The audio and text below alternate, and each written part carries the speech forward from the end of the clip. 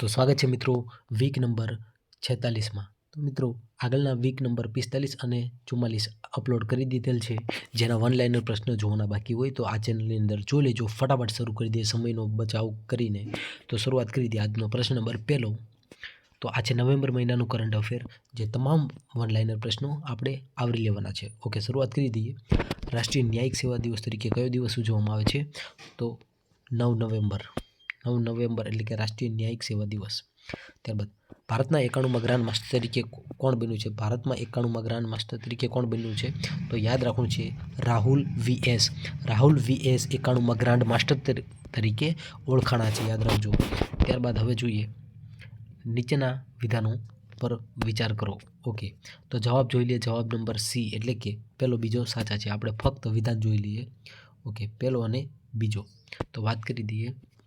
International cooperative alliance એટલે કે આઈસીએ world cooperative monitor 2025 અનુસાર અમૂલ બ્રાન્ડ હેઠળ ડેરી ઉત્પાદનોનું માર્કેટિંગ કરતી ગુજરાતની કોઓપરેટિવ મિલ્ક માર્કેટિંગ ફેડરેશન એટલે કે Gujarat cooperative milk marketing federation, જેનું પૂરું નામ છે, માથાદીઠ જીડીપી પ્રદર્શનના આધારે વિશ્વની પ્રથમ સહકારી સંસ્થા તરીકે સ્થાન મેળવ્યું છે. બરાબર, તો યાદ રાખવાનું છે. મોસ્ટ આઈએમપી પ્રશ્ન છે. બરાબર, international cooperative alliance world cooperative monitor 2025 અનુસાર કોના દ્વારા? તો કે આઈસીએ દ્વારા.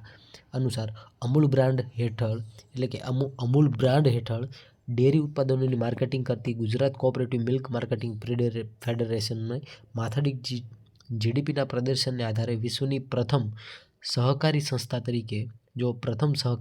તરીકે સંસ્થાન મેળવવામાં આપ્યું છે. બરાબર, ત્યારબાદ જોઈએ. ત્યારબાદ આ રેન્કિંગ ઇફકોને બીજું સ્થાન મળ્યું છે. બરાબર, તો બીજું સ્થાન કોને મળ્યું છે? તો ઇફકો. બરાબર, યાદ રાખવાનું છે. ચલો પ્રશ્ન નંબર જોઈએ આગળ.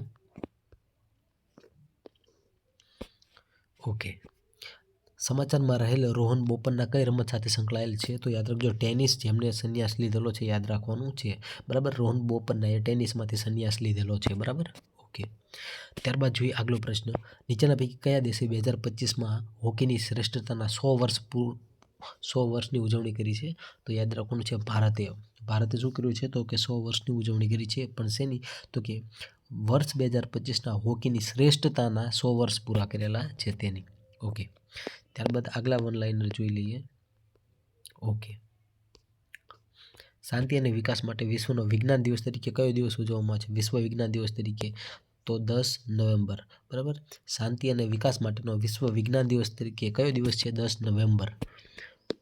નીચેનામાંથી કયા દિવસે પરિવહન દિવસની ઉજવણી કરવામાં આવે છે? તો યાદ રાખો છે 10 નવેમ્બર. ત્યારબાદ તાજેતરમાં નીચેનામાંથી કયા દેશે સત્તાવાર રીતે પેઢીગત ધૂમ્રપાન પ્રતિબંધ લાગુ કર્યો છે? પેઢીગત ધૂમ્રપાન જો લાગુ કર્યો હોય તો એ છે માલદીવ. ત્યારબાદ આગળ જોઈએ. નીચેનામાંથી કોને મનોહર પારીકર યુવા વૈજ્ઞાનિક પુરસ્કાર 2025 એનાયત કરવામાં આવ્યો છે? કયો પુરસ્કાર? તો મનોહર પારીકર યુવા વૈજ્ઞાનિક પુરસ્કાર કોને એનાયત કરવામાં આવેલો છે? તો યાદ રાખવાનું છે ડૉક્ટર સાઈ ગૌતમ ગોપાલકૃષ્ણ દ્વારા. ત્યારબાદ આગળ જોઈએ. યુએન ટેરરિઝમ નેતૃત્વ કરનાર પ્રથમ મહિલા તરીકે કોની નિમણૂક કરવામાં આવી છે? તો કે યુએન ટેરરિઝમનું નેતૃત્વ કરનાર પ્રથમ મહિલા તરીકે કોની નિમણૂક કરવામાં આવી છે?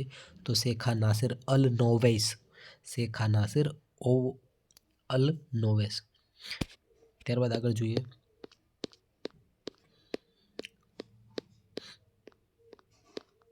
ઓકે, આગલો પ્રશ્ન જોઈએ.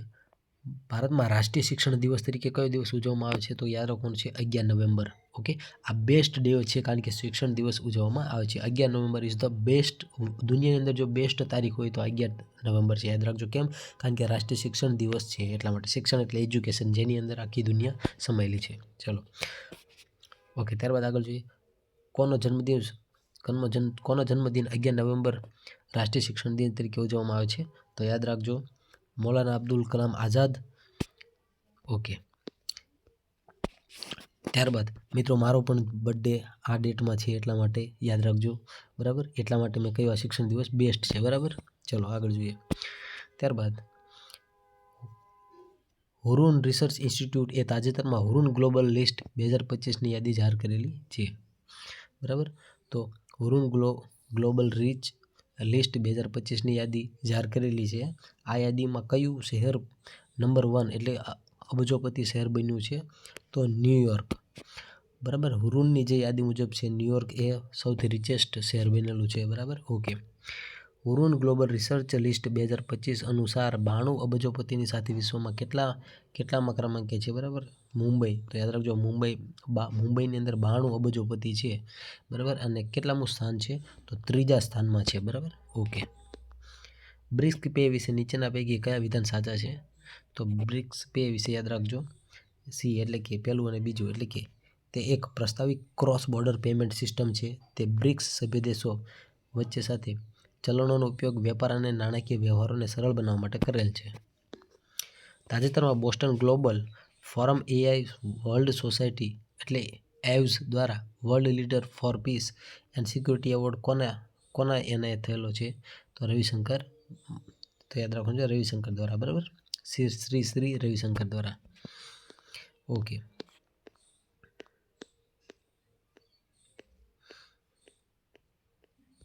ઓકે. ત્યારબાદ આગલો પ્રશ્ન જોઈએ. કયા દિવસને વિશ્વ નિમોનિયા દિવસ તરીકે ઉજવવામાં આવે છે? તો 12 નવેમ્બરને વિશ્વ નિમોનિયા દિવસ તરીકે ઉજવવામાં આવે છે. કયા દિવસે રાષ્ટ્રીય પક્ષી દિવસ તરીકે ઉજવવામાં આવે છે? તો 12 નવેમ્બરને રાષ્ટ્રીય પક્ષી દિવસ તરીકે ઉજવવામાં આવે છે. ત્યારબાદ ભારતમાં કોનો જન્મદિવસ નિમિત્તે રાષ્ટ્રીય પક્ષી દિવસની ઉજવણી કરવામાં આવે છે? તો સલીમ અલી. તાજેતરમાં વડાપ્રધાન નરેન્દ્ર મોદીએ 3 અગ્રણી ભારતીય નવીનતાઓને ક્યુશિપ, ક્યુપીયુ અને નેક્સકાર્ડ 19 નું અનાવરણ કર્યું હતું. આ સંદર્ભે નીચેના વિચારો ચર્ચા કરો. તો જોઈએ, જવાબ જ જોઈ લઈએ ફટાફટ. જેમાં એ એટલે કે બીજું, ત્રીજું અને ચોથું. બરાબર. જોઈ લઈએ, વિધાનો વાંચી લઈએ. ઓકે. તો ક્યુશિપનું પૂરું નામ ક્વોન્ટમ સિક્યુરિટી ઇન્ટિગ્રેટેડ પ્રોસેસર છે. તે ક્વોન્ટમ સિદ્ધાંતોનો ઉપયોગ કરીને ડેટા સુરક્ષિત અને ક્રિપ્ટોગ્રાફિક સુરક્ષા સુનિશ્ચિત કરવાનું માટે રચાયેલું છે. બરાબર. ક્યુશિપનું કામ એ છે. 25 ક્યુબિક ક્વોન્ટમ પ્રોસેસિંગ યુનિટ એટલે ક્યુબિક પ્રોસેસિંગ યુનિટ એ ભારતની પ્રથમ ક્વોન્ટમ કોમ્પ્યુટિંગ ચિપ છે. ભારતની પ્રથમ કોમ્પ્યુટિંગ ચિપ કઈ છે? તો કે ક્યુપીયુ. બરાબર. એટલે 25, એનું નામ કયું છે? તો આ છે 25 ક્યુબિટ ક્વોન્ટમ પ્રોસેસિંગ યુનિટ છે. એ ભારતની કેવી છે? ભારતની પ્રથમ કોમ્પ્યુટિંગ ચિપ છે. બરાબર. મોસ્ટ આઈપી કોમ્પ્યુટર લેવલનો પ્રશ્ન છે. ભારતની પ્રથમ ક્વોન્ટમ કોમ્પ્યુટિંગ ચિપ કઈ છે? તો કે 25 ક્યુબિટ ક્વોન્ટમ પ્રોસેસિંગ યુનિટ. બરાબર. ઓકે. જે સ્ટાર્ટઅપ ક્યુપીઆઈ એઆઈ દ્વારા કરવામાં આવ્યું છે. નેક્સકાર્ડ 19 એ ભારતની પ્રથમ સ્વદેશી રીતે વિકસિત કાર ટી સેલ થેરાપી છે. બરાબર. ભારતની કાર ટી સેલ થેરાપી કઈ છે? તો નેક્સકાર્ડ 19. ત્યારબાદ આગળ જોઈએ. ફ્લેશ નવલકથા માટે 2025નું બુકર પ્રાઇઝ કોણે જીત્યું છે?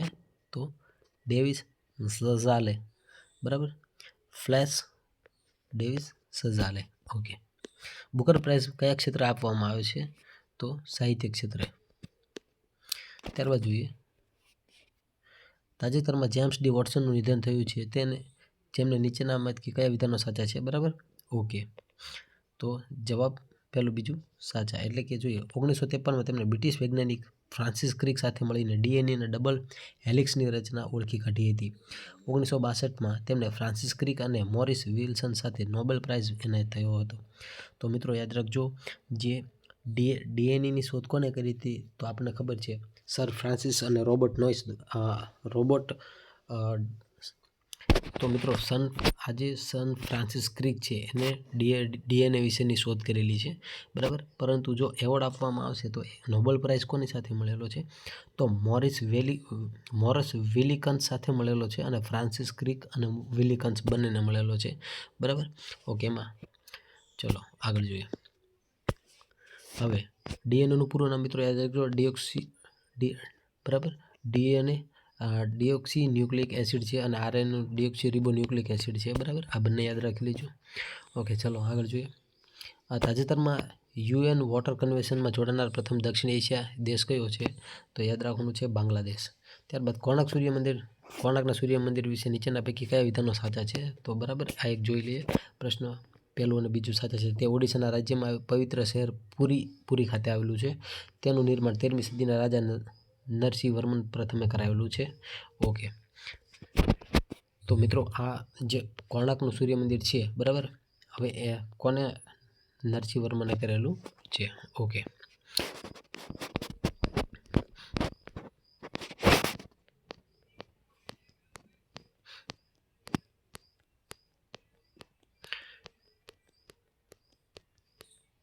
ત્યારબાદ આગલા પ્રશ્ન જોઈ લઈએ. ઓકે. વિશ્વ દયા દિવસ તરીકે કયો દિવસ, દયાળુતા દિવસ તરીકે કયો દિવસ ઉજવવામાં આવે છે? તો 13 નવેમ્બર. ત્યારબાદ હરિયાણા રાજ્યમાં મહિલા આયોગ બ્રાન્ડ એમ્બેસેડર તરીકે કોની નિયુક્તિ કરવામાં આવી છે? મિતાલી રાજની. આ જે ક્રિકેટર છે, બરાબર. ઓકે. ત્યારબાદ આગળ જોઈએ. કયો દેશ 2026માં FIH હોકી વર્લ્ડ કપનું આયોજન કરશે? તો યાદ રાખવાનું છે બેલ્જિયમ અને નેધરલેન્ડ, બરાબર. 2026ની FIH હોકી વર્લ્ડ કપનું આયોજન કોણ કરશે? તો કે નેધરલેન્ડ અને બેલ્જિયમ, બંને જગ્યાએ થશે, બરાબર. તાજેતરમાં રાષ્ટ્રપતિ દ્રૌપદી મુર્મુએ અંગોલાની મુલાકાત લીધી હતી. આ અંગોલા વિશે નીચેના વિધાનો સાચા છે, તપાસ કરો. ઓકે, જોઈ લે. અંગોલા વિશેના જવાબ શું છે? સી, એટલે કે પહેલું, બીજું, ત્રીજું સાચા છે. તો જોઈએ. અંગોલા દેશ એ દક્ષિણ પશ્ચિમ એટલાન્ટિક કિનારા પર સ્થિત છે. તેની રાજધાની અને સૌથી મોટું શહેર લુઆન્ડા છે. લુઆન્ડા તેની રાજધાની છે અને સૌથી મોટું શહેર પણ છે. 1992માં બ્રિટનથી સ્વતંત્રતા મેળવી છે એને, બરાબર. આ પણ એક ગુલામ દેશ હતો, બરાબર. ઓકે. અને દક્ષિણ પશ્ચિમ એશિયા એટલાન્ટિક કિનારા ઉપર આવેલું છે. ચલો, કયા દેશની વાત છે? નામ યાદ રાખજો, કારણ કે અંગોલા એનું મૂળ નામ છે અને એની રાજધાની કઈ છે? તો લુઆન્ડા છે. અને સૌથી મોટું શહેર કયું છે? લુઆન્ડા. અને 1952માં તે કેવું થયું? ફ્રીડમ, એટલે કે આઝાદ થયું છે. ઓકે, સોવર્નિટી મળી છે. ચલો, તાજેતરમાં રાષ્ટ્રપતિ દ્રૌપદી મુર્મુએ બોત્સવાનાની મુલાકાત લીધી હતી. આ બોત્સવાના નીચેનામાંથી કયા વિધાનો સાચા છે? તો યાદ રાખવું છે બોત્સવાનામાં જવાબ છે, એટલે કે પહેલા બીજા બંને ખોટા છે, બરાબર. ઓકે, એટલે તો જવાબ આપણો કયો છે? પહેલો, બીજો સાચા છે. ઓકે, જવાબ કયો છે? પહેલો, બીજો સાચા છે. સોરી મિત્રો, આ જવાબ નથી. Okay, my mistake. Okay.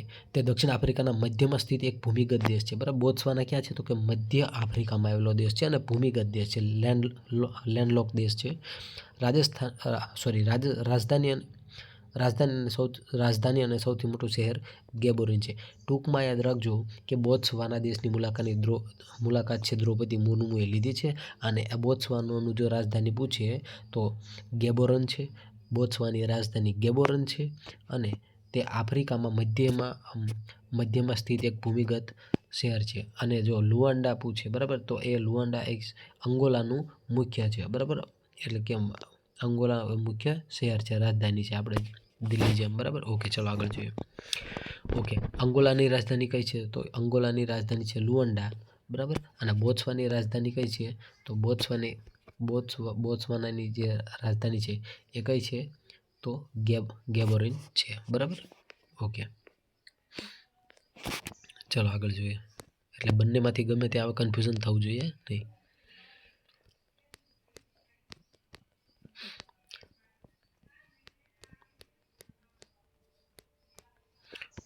Okay, ભારતમાં બાલ દિન તરીકે કયો દિવસ ઉજવવામાં આવે છે? તો બાલ દિન તરીકે 14 નવેમ્બર ઉજવવામાં આવે છે. બાલ દિન એટલે 14 નવેમ્બર. ત્યારબાદ ભારતમાં કોનો જન્મદિવસ બાલ દિન તરીકે ઉજવવામાં આવે છે? તો યાદ રાખજો, જવાહરલાલ નહેરુ, બરાબર. જવાહરલાલ નહેરુનો જન્મદિવસ એ બાલ દિન તરીકે ઉજવવામાં આવે છે. ડાયાબિટીસ દિવસ તરીકે કયો દિવસ ઉજવવામાં આવે છે? તો કે 14 નવેમ્બર. ઓકે. ત્યારબાદ પ્રોજેક્ટ ચિત્તા હેઠળ બોત્સવાના ભારતને કેટલા ચિત્તા સોંપ્યા છે? તો 8 ચિત્તા સોંપ્યા છે. બોત્સવાનાનું મુખ્ય મથક કયું છે? ગેબોરિન છે, બરાબર. ઓકે. અને લુઆન્ડાનું કયું હતું? કમેન્ટ બોક્સમાં કહી દેજો અથવા ઉપર જોઈ લેજો. ચલો, ત્યારબાદ જોઈએ આગલો પ્રશ્ન, જવાબ ડી. ઓકે. વડાપ્રધાન નરેન્દ્ર મોદી વિશે 25 નવેમ્બર ભૂટાનની મુલાકાત લીધી, એના વિશે છે. ભૂટાનના ચોથા રાજા જેમ્સ સિંઘીએ વાંગચુક કે4ના 70મા જન્મદિવસની ઉજવણી હતી અને હાજરી આપી હતી. આ મુલાકાત દરમિયાન 1020 મેગાવોટના પુનાસાંગયુ 2 હાઇડ્રોલિક પ્રોજેક્ટનું ઉદ્ઘાટન કરવામાં આવ્યું છે, બરાબર. પુનાસાંગયુ 2 હાઇડ્રોલિક પ્રોજેક્ટનું ઉદ્ઘાટન કરવામાં આવ્યું છે. કયો દેશ છે? ભૂટાન છે, યાદ રાખજો. આ મુલાકાત દરમિયાન ભારત વારાણસીમાં ભૂટાનના મઠ અને ગેસ્ટ હાઉસના નિર્માણ માટે જમીન ગ્રાન્ટની જાહેરાત કરેલી છે. ચલો, હવે આગળ જોઈએ. 2025માં ભારત અને કયા દેશે માલાબાર અભ્યાસ કર્યો છે? તો યાદ રાખજો 3 એટલે કે જાપાન, ઓસ્ટ્રેલિયા અને અમેરિકા, બરાબર. એટલે કે જાવ યાદ રાખવાનું, જાપાન, ઓસ્ટ્રેલિયા અને અમેરિકા આ ત્રણેય દેશ માલાબાર. ઓકે, ચાલો આગળ જોઈએ. આગલો પ્રશ્ન જોઈએ. માલાબાર જાવ એ રીતે યાદ રાખવાનું, બરાબર. ઓકે, ચાલો. તાજેતરમાં પ્રોફેસર વિશ્વધરન રાજારામમોહનનું નિધન થયું છે. નીચેના પૈકી શેની સાથે સંબંધિત હતા? તો યાદ રાખવાનું છે કોમ્પ્યુટર સાયન્સ શિક્ષણ દ્વારા. કોમ્પ્યુટર સાયન્સ શિક્ષણ સાથે સંગઠિત હતા, જોડાયેલા હતા. કોણ હતા? તો વૈદેશ્વરન રાજારામનનું નિધન થયું છે તે, બરાબર. ઓકે, કોમ્પ્યુટર સાયન્સ સાથે કોણ જાણીતું હતું? તો વૈદેશ્વરન રાજારામનું નિધન થયું. ઓકે, ચલો. ભારતીય રેલવે દ્વારા તાજેતરમાં વિકસાવવામાં આવેલી દૃષ્ટિ સિસ્ટમ શું છે? તો દૃષ્ટિ સિસ્ટમ શું છે? તો કે એ આધારિત એક freight wagon locking monitoring system છે. Freight wagon locking monitoring system Drishti. ત્યારબાદ આગળ જો. ભારતની પ્રથમ 3 મેગાવોટ કલાક MWH vanadium redox flow battery system કયા સ્થાપિત કરવામાં આવેલી છે? તો ગ્રેટર નોઈડામાં, બરાબર. કઈ બેટરી? તો યાદ રાખવાનું છે ભારતની પ્રથમ 3 મેગાવોટ કલાક એટલે કે megawatt hour vanadium redox flow battery system. Vanadium redox flow battery system ક્યાં એસ્ટાબ્લિશ કરવામાં આવી છે? તો ગ્રેટર નોઈડા, બરાબર, સ્થાપિત કરવામાં આવી છે. ઓકે, ત્યારબાદ આગળ જોઈએ.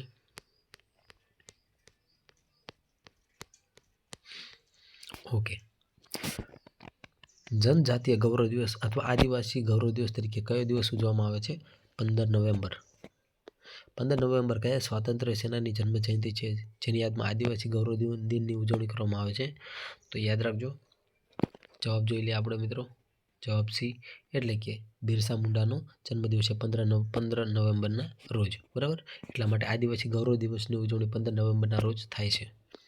2025માં 15 નવેમ્બરના રોજ જનજાતીય ગૌરવ દિવસની રાષ્ટ્રીય કક્ષાની ગૌરવભરી ઉજવણી ક્યાં કરવામાં આવી છે? તો ડેડિયાપાડા, નર્મદા.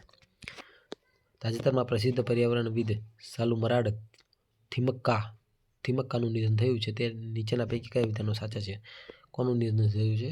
તો પર્યાવરણવિદ હતા સાલુમરાડ થિમક્કાનું, બરાબર. સાલુમરાડ થિમક્કાનું નિધન થયું છે. પર્યાવરણ સાથે સંકળાયેલા હતા. એમના વિશે વિધાન જોઈએ. જવાબ ડી સાચો છે, એટલે કે 4 વિધાન સાચા. તેઓ કર્ણાટકના રાજ્યમાં જન્મ થયો હતો. નામ પ્રમાણે છે, બરાબર. એ સાઉથના હતા. સાલુમરાડ થિમક્કુ કોઈ ઔપચારિક શિક્ષણ ન હોવા છતાં પોતાનું જીવન વૃક્ષના ઉછેરમાં સમર્પિત કર્યું છે, બરાબર. અને તેઓએ વૃક્ષની માતા તરીકે ઓળખવામાં આવે છે, બરાબર. સાલુમરાડ વૃક્ષની માતા. વર્ષ 2019માં તેમને પદ્મશ્રી પુરસ્કાર સન્માનિત કરવામાં આવ્યું છે. જેમનું નિધન થયું છે હાલમાં. સાલુમરાડ થિમક્કુ કેરળના હતા, કર્ણાટકના, મોસ્ટ આઈપી કર્ણાટકના હતા અને શિક્ષણ કોઈ લીધું ન હતું અને વૃક્ષની માતા તરીકે ઓળખાય. 2019માં પદ્મશ્રી પુરસ્કાર મળ્યો હતો. ચલો આગળ જોઈએ. નવેમ્બર 2025માં નવી દિલ્હીમાં ભારત અને બહેરીનની કેટલામી ઉચ્ચ સંયુક્ત આયોગની બેઠક થઈ હતી, બરાબર. ભારત અને બહેરીનની બેઠક થઈ હતી 2025માં. તો એ કેટલામી હતી? તો મિત્રો યાદ રાખજો, 5મી હતી, બરાબર, 5th.